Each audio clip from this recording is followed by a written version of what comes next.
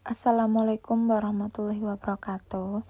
Saya Syifa Izzatul Fadilah, NIM 2203050129 dari Program Studi Pendidikan Guru Sekolah Dasar semester 6. Pada kesempatan kali ini, saya akan memaparkan hasil analisis dan perancangan yang saya susun untuk menjawab asesmen akhir semester dari mata kuliah Pendidikan Mitigasi Bencana yang diampu oleh Dr.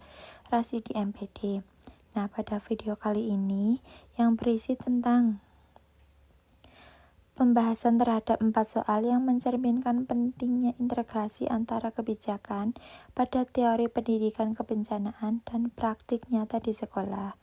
Topik yang akan saya bahas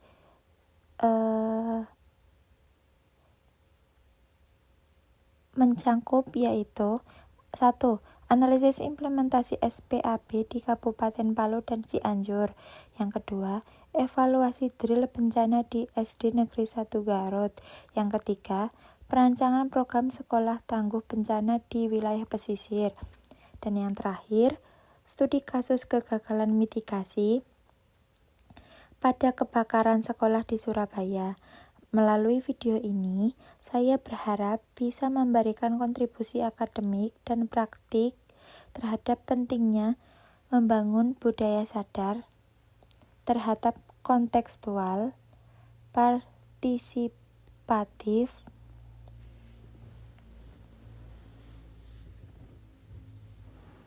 dan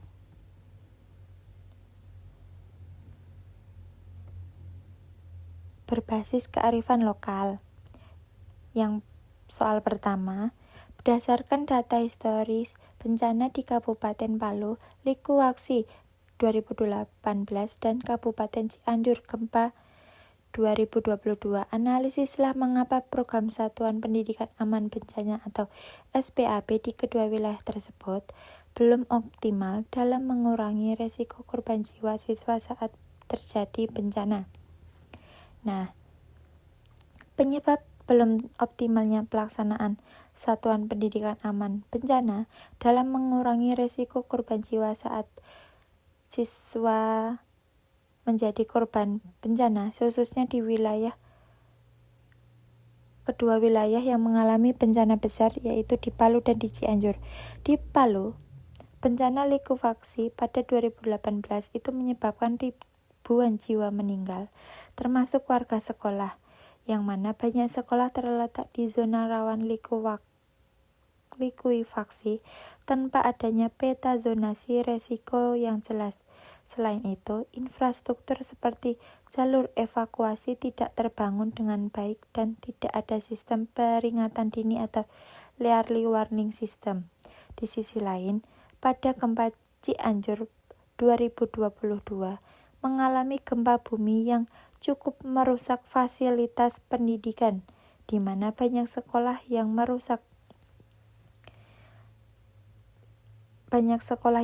berat dan tidak memiliki jalur evakuasi serta tidak melakukan simulasi secara rutin.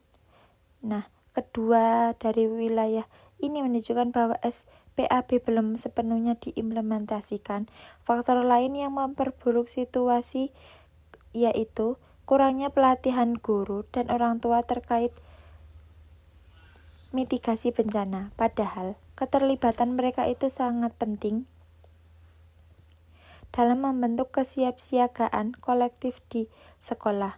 Nah, untuk mengatasi masalah ini diperlukan solusi berbasis geografis dan teknologi untuk menjadi penting. Nah, pada bencana di Palu, pemanfaatan peta resiko berbasis GIS harus diterapkan untuk memastikan lokasi sekolah berada di zona aman. Sedangkan di Cianjur, edukasi dan pelatihan mitigasi dapat ditingkatkan melalui pemanfaatan aplikasi seperti Risk School yang dikembangkan oleh BNPB, yang mana rekomendasi ini diperkuat dengan rujukan terhadap Permendikbud nomor 33 tahun 2019 tentang SPAB yang menyebutkan pentingnya pelibatan seluruh warga sekolah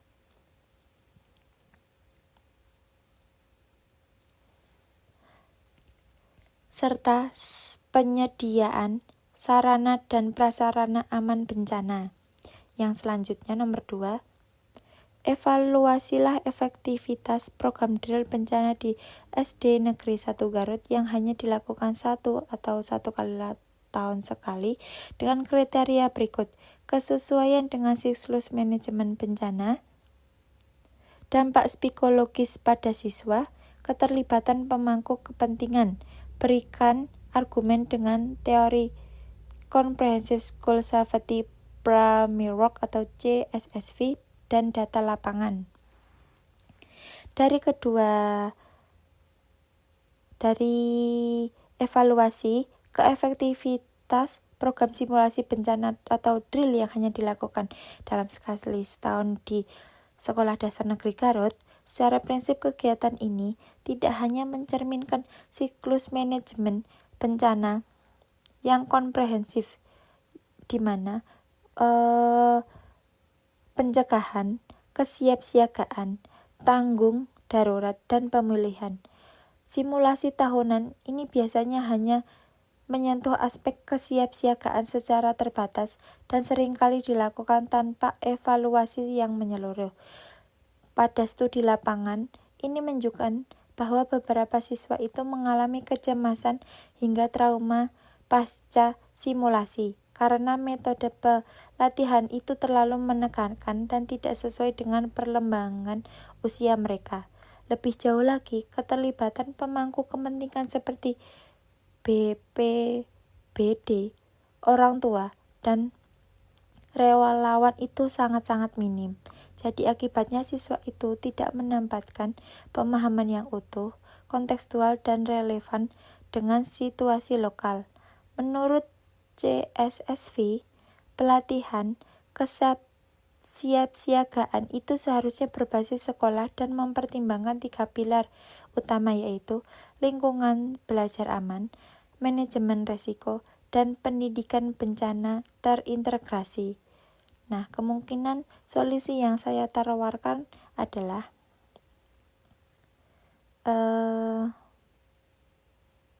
pelaksanaan drill secara bertahap yang dimasukkan ke dalam pembelajaran tematik IPA dan IPS, di mana metode ini biasa dilakukan melalui pendekatan pembelajaran tematik IPA dan IPS. Nah, ini biasanya melalui pendekatan pembelajaran berbasis proyek atau PBL. Evaluasi pasca simulasi juga penting untuk mengetahui dampak kegiatan melalui observasi perilaku, diskusi reflektif bersama siswa, serta penggunaan instrumen kuesioner yang sederhana namun bermakna bagi guru.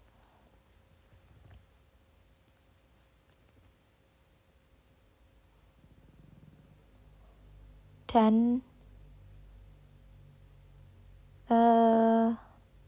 siswa. Yang soal nomor 3, rancang program sekolah tangguh bencana untuk wilayah pesisir yang rawan tsunami dari komponen pendidikan mitigasi berbasis kearifan lokal, kemitraan dengan komunitas seperti nelayan, dan teknologi sederhana.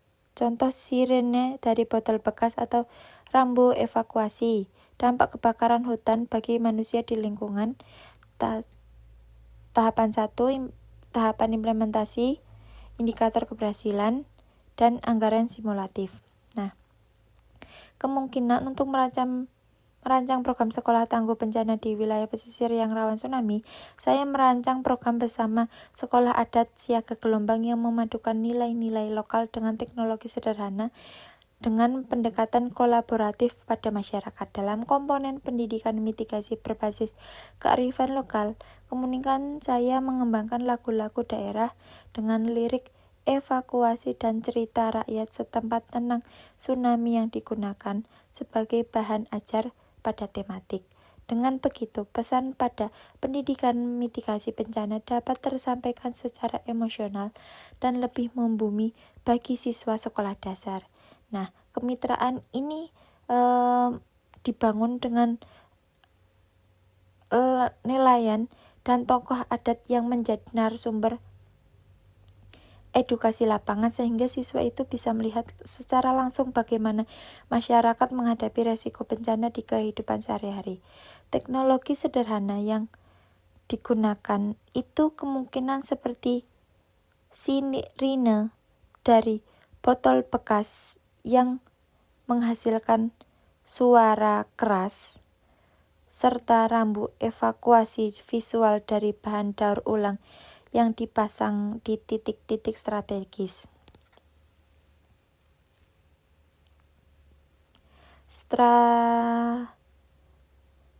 Tahapan pelaksanaan program ini dirancang selama 6 bulan, meliputi penyusunan modul, pelatihan guru, simulasi bersama warga, serta evaluasi kualitatif oleh tokoh lokal. Pada indikator keberhasilan ini mencangkup 100% siswa yang mampu menyanyikan lagu evakuasi dan menjawab kuis tentang arah evakuasi, serta meningkatkan pemahaman siswa tentang tanda-tanda alam yang berkaitan dengan tsunami. Total anggaran sebesar 3.600.000 mencangkup berbagai komponen seperti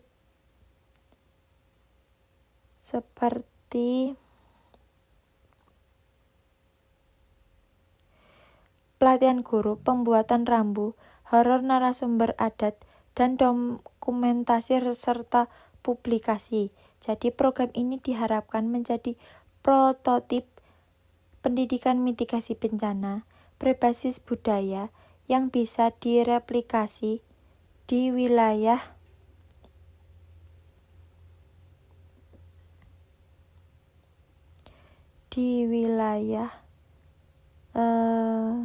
lainnya di Indonesia. Yang soal terakhir, ambil satu kasus nyata kegagalan mitigasi bencana di sekolah, contohnya kebakaran di Sekolah Dasar Surabaya 2023 akibat korsleting listrik. Analisis dengan kerangka kepatuhan terhadap Permendikbud nomor 33 2019, teori risk reduction education, dan rancangan protokol darurat yang baru melibatkan siswa sebagai agent of change. Kemungkinan saya akan menganalisis studi kasus pada kebakaran di SD Negeri Surabaya ini tahun 2023 yang disebabkan oleh korsleting listrik. Insiden ini mencerminkan kegagalan implementasi mitigasi bencana di sekolah. Berdasarkan Permendikbud nomor 33 tahun 2019, sekolah wajib menyediakan sarana yang aman dan sistem kelistrikan yang layak. Namun banyak sekolah yang masih lalai melakukan inspeksi listrik secara berkala. Dalam kasus ini tidak ada sistem proteksi dini seperti alat pemutus arus atau alat pemadam api ringan yang tersedia. Lebih buruknya lagi, siswa tidak pernah dilatih untuk menghadapi kebakaran secara langsung, sehingga proses evakuasi berlangsung kacau dan penuh kepanikan. Padahal menurut teori risk reduction education dari UNESCO, siswa harus diposisikan sebagai agen perubahan, bukan sekedar hanya objek pengamatan. Untuk itu saya merancang protokol baru bernama Siswa Siaga Api yang mengajak seluruh siswa menjadi Field Marshal Junior. Pada program ini melatih mereka mengenali sumber bahaya, menggunakan alat pemadam sederhana, dan membantu evakuasi dengan tenang dan bertanggung jawab. Dengan pendekatan ini, siswa akan memiliki kepercayaan diri, ketangguhan, dan peran aktif dalam menciptakan lingkungan sekolah yang aman. Sebagai penutup, saya akan menekankan bahwa pembangun sekolah yang tangguh terhadap bencana bukan hanya soal infrastruktur, tetapi juga transformasi budaya. Perlu ada sinergi antara kebijakan nasional seperti SPAB, pendekatan pedagogis berbasis teori internasional seperti CSSV dan Risk Reduction Education, serta kearifan lokal masyarakat setempat.